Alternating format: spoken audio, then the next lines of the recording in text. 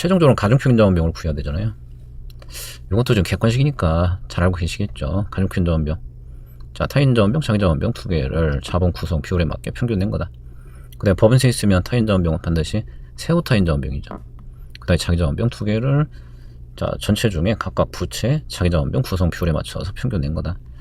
우리가 가장 흔히 자, 공식으로 요걸 쓰죠. 그럼 여기서 이제 결국 두 가지가 필요한 거잖아요. 첫 번째, 그럼 각각의 원천별 비용들을 어떻게 구해낼 거냐.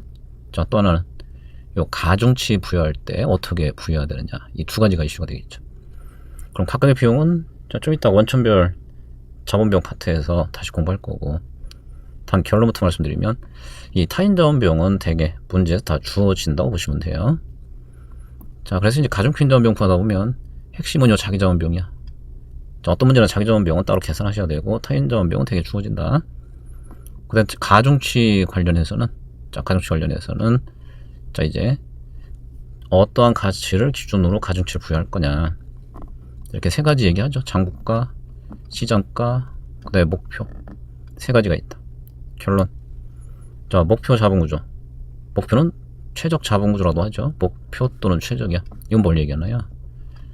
그 회사의 기업가치를 극대화시켜줄 수 있는 이상적인 자본구조야. 그래서 이 목표 자본구조가 주어지면 무조건 1순위야. 목표 자본구조 있는 문제는 무조건 목표 자본구조 쓰면 된다. 만약 얘가 없다면이죠. 없다면 반드시 뭘 써야 된다? 시장가치를 적용해야 돼요. 다시 얘기하면 장부가는 절대 사용하시면 안 된다. 그래서 목표 자본구조 있으면 목표 자본구조 쓰는 것이고, 그게 없다면 시장가치 평가해서 자기자본 부채 시장가치 비율을 가중치로 사용해라. 자, 이렇게 결론부터 먼저 정리해놓고 가야 편할 거예요. 그럼 이제 가중치 정리됐죠?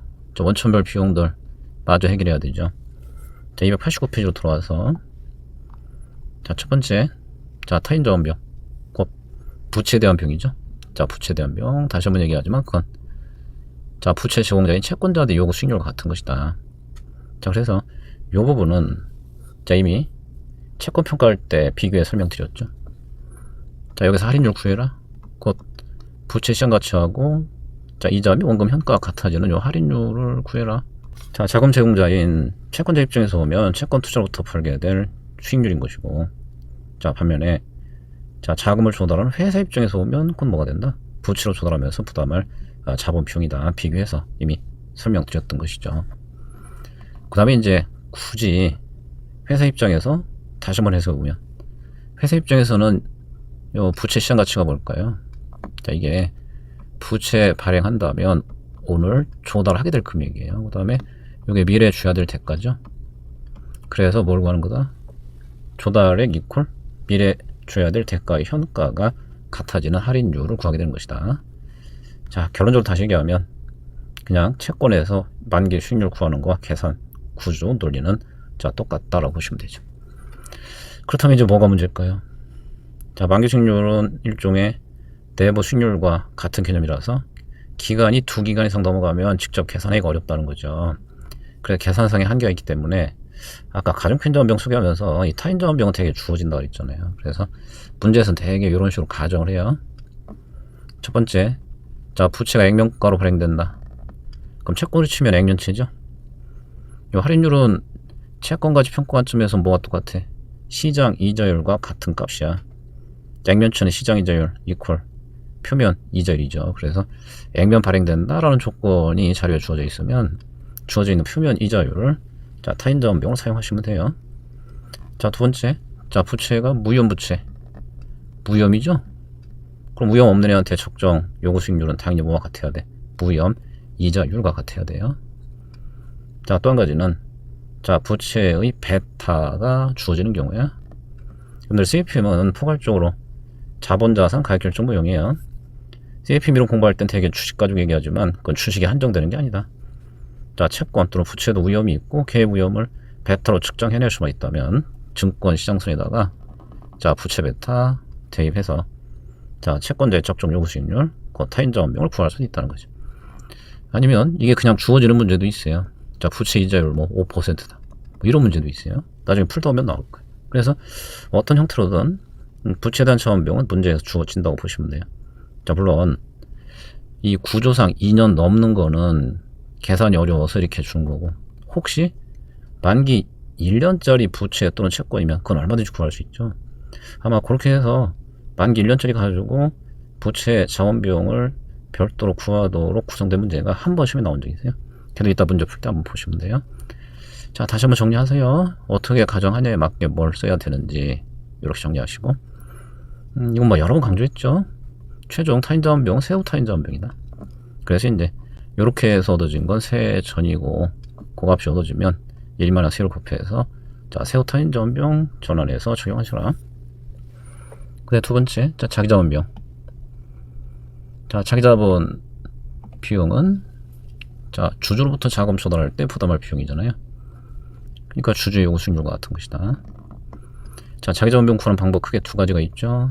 자, CAPM 배당 평가 모형. 그건 자료 보고 판단하시면 돼요. 자, 그럼 어떤 문제에서는 둘 다 적용 가능하도록 자료를 주고 그 중에 어떤 걸 이용하라 이렇게 될 수도 있어. 단 그 주관식에서는 되게 그런 문제들이 있을 수 있는데, 객관식은 그냥 둘 중에 하나예요.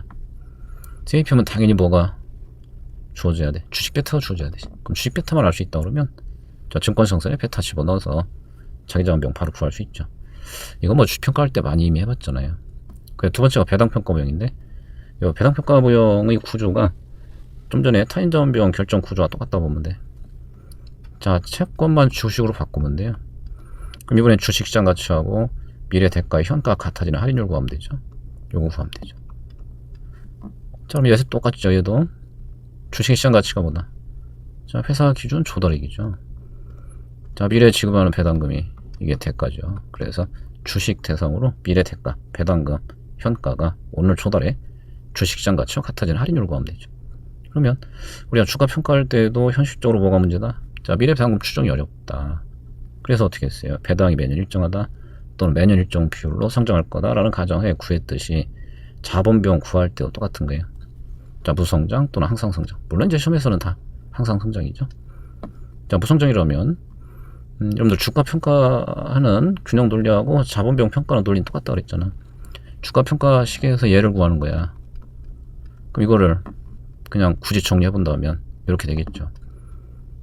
그럼 자기자본비용 구한다고 해서 꼭 식을 정리해야 되는 건 아니에요. 그냥 이 균형 시계에서 얘하고 얘 주어진 상태로 이 값을 구하기만 하면 되는 거지. 단 굳이 식을 정리한다면 이렇게 된다는 것이고, 이 항상성장 모형은 우리 12장 공부할 때도 이 주가 평가 문제는 자기자본비용 문제하고 막 섞여서 시험이 나오니까 통합적으로 이해하셔야 된다 그래서 이건 이미 설명드린 거죠. 항상성장 모형 기준의 주가, 그거를 얘에 대해 굳이 정리해보면 두 개 더한 거다. 뭐였어요? 배당 수익률, 성장률의 합이다. 그 다음에 여기서 배당금으로 뭘 집어넣을 거냐, 그 다음에 성장률 어떻게 구할 거냐, 이건 주가 구할 때와 똑같은 거예요. 반드시 뭐가 필요하다? 자, 단기말 예상 배당금, 일시점 배당금 필요하죠. 그래서 현재 거 주어지면 똑같이 한기가 성장률 고려해서 일시점 걸로 전환 적용하셔야 되고, 그래서 성장률은 두 개 곱한 거다. 유불 곱하기 재투자 수익률. 여기까지 똑같아. 그럼 아까 CAPM은 주식 베타 및 시장 정보가 주어질 때 이용할 수 있는 것이고, 배당평가 모형 가지고 자기자본비용 구하기 위해서는 이런 애들 주어져야 되죠. 되게 주가, 그 다음에 배당, 그 다음에 성장률 정보. 자, 이런 정보들이 주어지면 그때 배당평가 모형을 통해서, 자, 거꾸로 살펴야 되나요? 네, 이런 애들 주어지면 배당평가 모형을 활용해서 자기자본비용 계산하시면 되죠. 자, 그 다음에 이게 시장 균형이면 곧, 자, 특정 주식의 지금 시장 가격이 균형 가격 또는 내재 가치와 일치하는 상태에 있다 그러면 이건 이론적으로 같은 거예요. CAPM 통해 얻어지는 자기자본비용이나 배당평가 모형 통해 얻어지는 자기자본비용 당연히 같은 거다. 여러분들 주가 평가할 때 어떻게 했는지 생각해 보세요. 주가 평가할 때는 이 자본비용이 있어야 되잖아. 그래서 이걸 뭘로 구했어? 필요하면 CAPM 가지고 이걸 구했잖아요. CAPM으로 이거 구해서 주식가치 평가했잖아. 그럼 그렇게 해서 얻어진 어떤 이론적 내재 가치하고 실제 가격이 동일한 상태라고 하면, 그럼 이번에 주가 알려져 있는 상태로 할인율을 구했을 때 그 결과가 당연히 뭐가 같아야 돼? CAPM의 베타 적용해서 구한 거와 당연히 같아야 되죠.